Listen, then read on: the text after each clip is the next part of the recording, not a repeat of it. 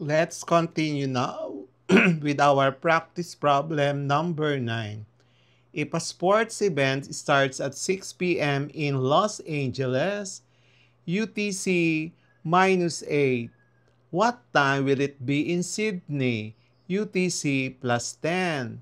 So we are given a 18 hour at UTC 8, 6 p.m.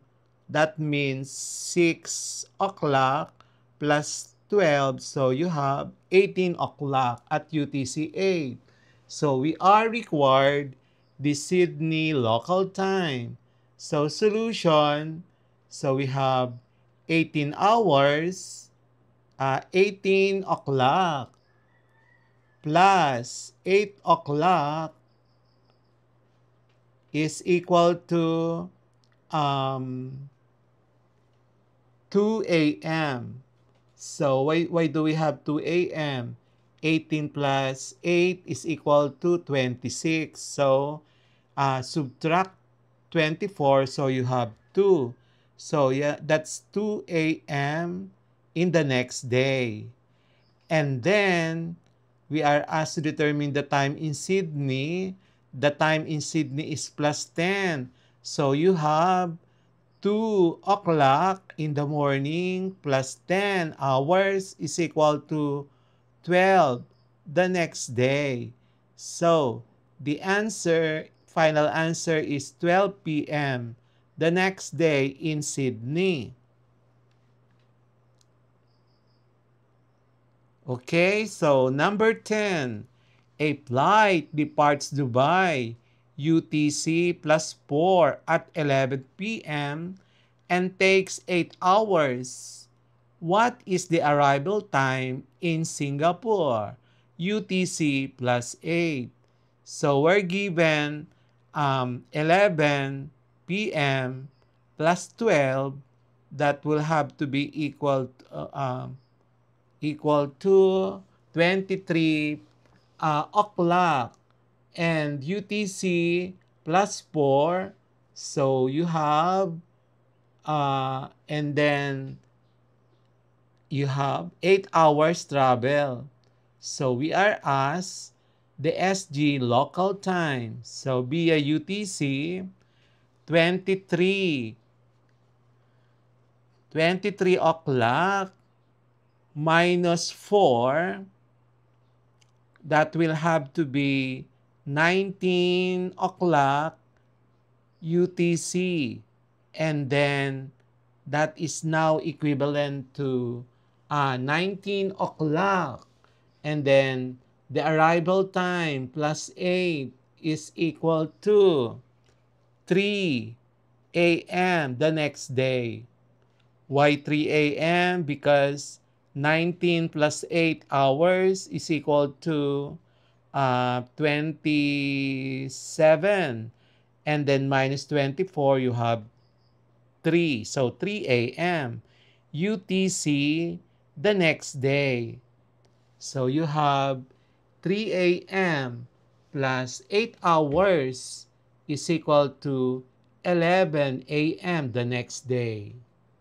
Okay, so we will now proceed with number 11. A student in Toronto, UTC minus 5, has an online class at 9 a.m.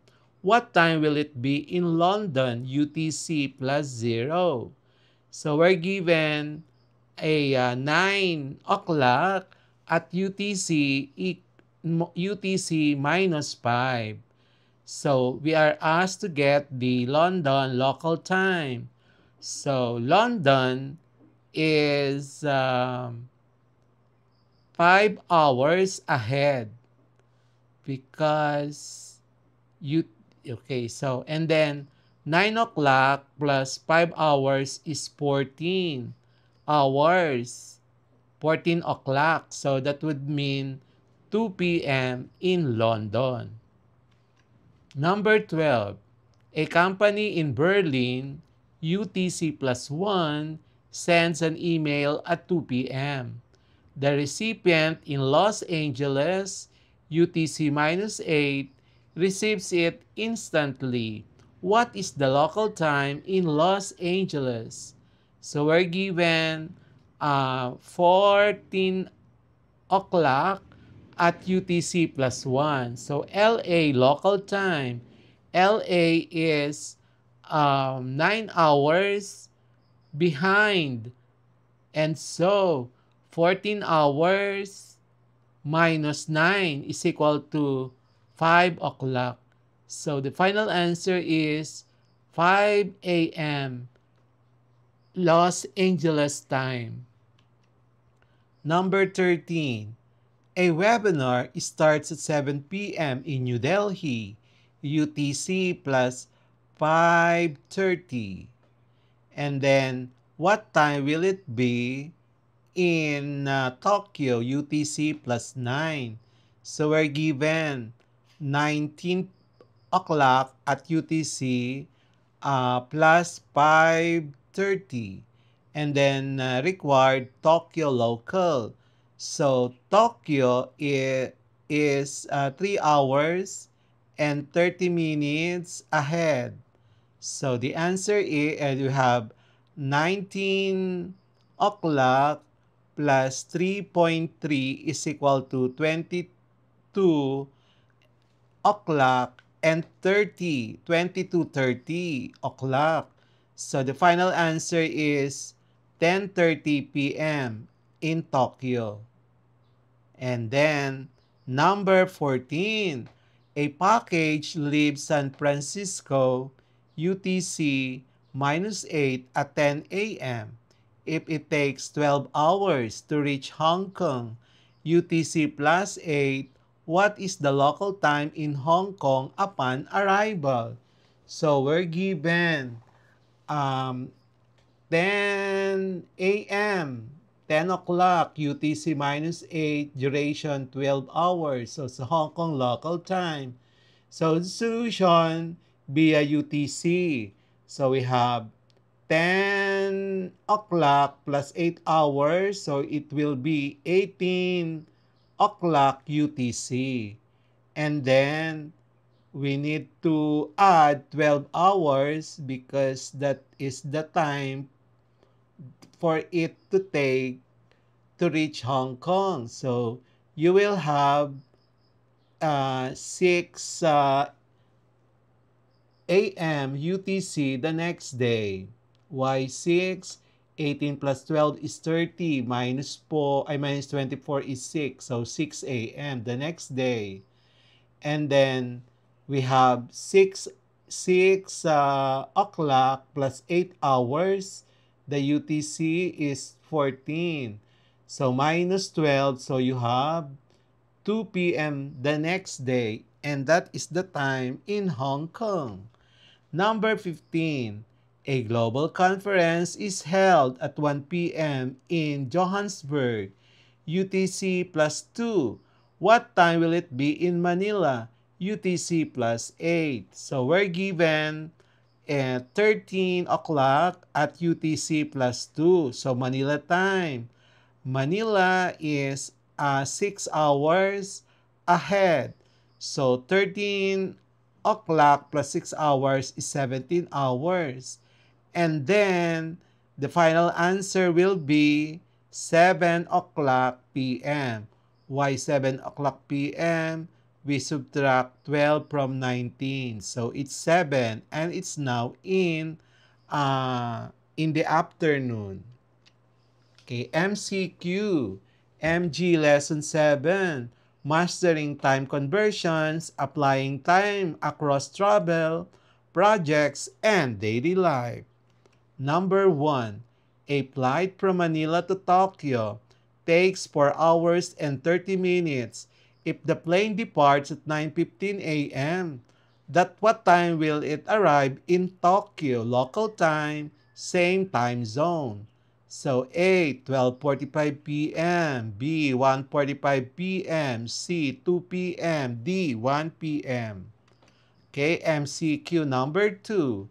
A movie starts at 6 20 p.m. and lasts for 2 hours and 15 minutes. What time will the movie end? A. 8:25 p.m. B. 8:35 p.m. C. 8:45 p.m. D. 9 p.m. Number 3. A construction project is estimated to take 450 minutes. How many hours and minutes is this? A. 7 hours 20 minutes. B. 7 hours 30 minutes. C. 8 hours 10 minutes. D. 8 hours 20 minutes. Number 4. An online meeting is scheduled for 2:45 p.m. GMT. What is the equivalent time in the Philippine Standard Time? PST is equal to GMT plus 8. A. 10:45 a.m. B. 6:45 p.m. C. 9:45 p.m. D. 7:45 p.m. Number 5. A ship departs at 11:10 p.m. and arrives at its destination at 5:50 a.m. the next day. How long is the travel time? A. 6 hours 20 minutes. B. 6 hours and 30 minutes.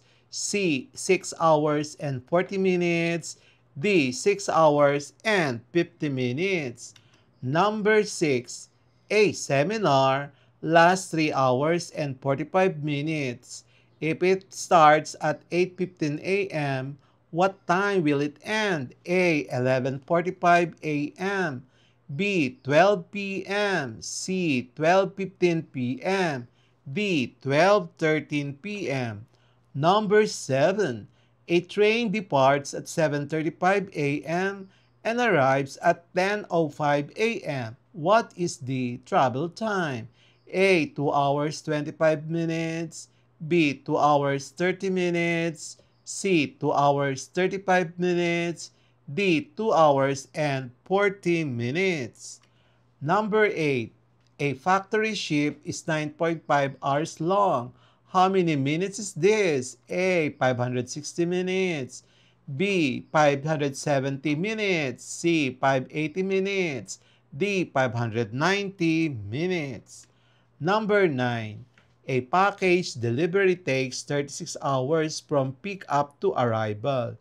If the package is picked up at 8 a.m. on Monday, when will it be delivered? A. 6 p.m. today. B. 8 p.m. Tuesday. C. 8 p.m. Monday.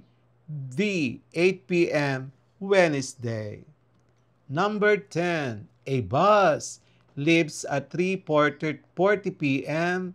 and arrives at 8:10 p.m. How many hours and minutes is the trip? A. 4 hours 20 minutes. B. 4 hours 25 minutes. C. 4 hours 30 minutes. D. 4 hours and 35 minutes. Number 11. A cooking recipe requires a baking time of 2 hours and 20 minutes. If the food goes into oven at 4:45 p.m., what time will it be done? A. 7 p.m. B. 7:05 p.m. C. 7:10 p.m. D. 7:15 p.m. Number 12. A meeting starts at 10:25 a.m. and ends at 12:15 p.m. How long did the meeting last? A. 1 hour and 40 minutes. B. 1 hour and 45 minutes. C. 1 hour and 50 minutes. D. 2 hours. Number 13. A worker spends 2.25 hours on a task. How many minutes did the task take? A. 125 minutes. B. 130 minutes. C. 135 minutes. D. 140 minutes. We will have the next part of this quarter 2 measurement and geometry lesson 7.